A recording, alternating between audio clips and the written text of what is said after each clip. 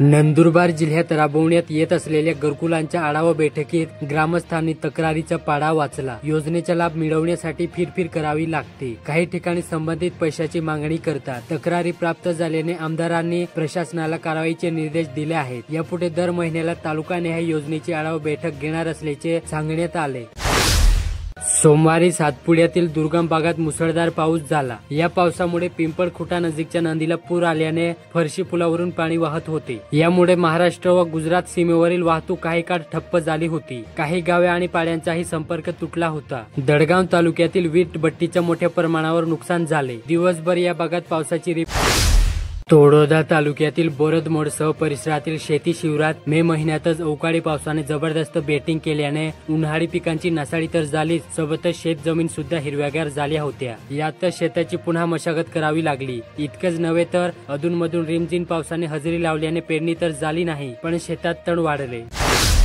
नगरपालिका शिक्षण मंडळाने प्राथमिक शाळांमधील विद्यार्थ्यांना शैक्षणिक साहित्य वाटप आमदार चंद्रकांत रघुवंशी यांच्या हस्ते करण्यात आले। नंदुरबारात रोटरी क्लब ऑफ नंदनगिरीच्या पदाधिकाऱ्यांच्या आढावा पदग्रहण सोहळा पार पडला। विविध मान्यवरांच्या उपस्थितीत हा उपक्रम पार पडला।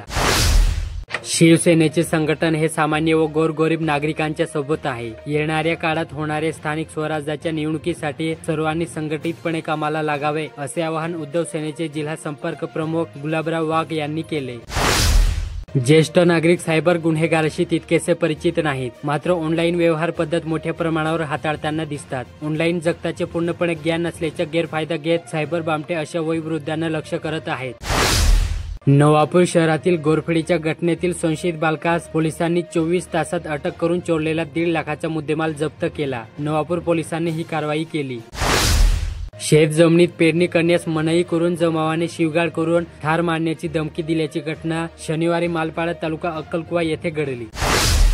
जागतिक ऑलिम्पिक दिनानिमित्त 23 जूनला DR हायस्कूल येथे जिल्हा क्रीडा अधिकारी कार्यालयाच्या वतीने आर्चरी, धनुर्विद्या व बॉक्सिंग या खेळाची माहिती व प्रात्यक्षिके सादरीकरण करण्यात आले। हा कार्यक्रम क्रीडा व युवक सेवा संचालनालय, महाराष्ट्र राज्य, पुणे यांच्या मार्गदर्शनाखाली राबवण्यात आला। अध्यक्षस्थानी उपमुख्याध्यापक श्रीराम मोडके होते।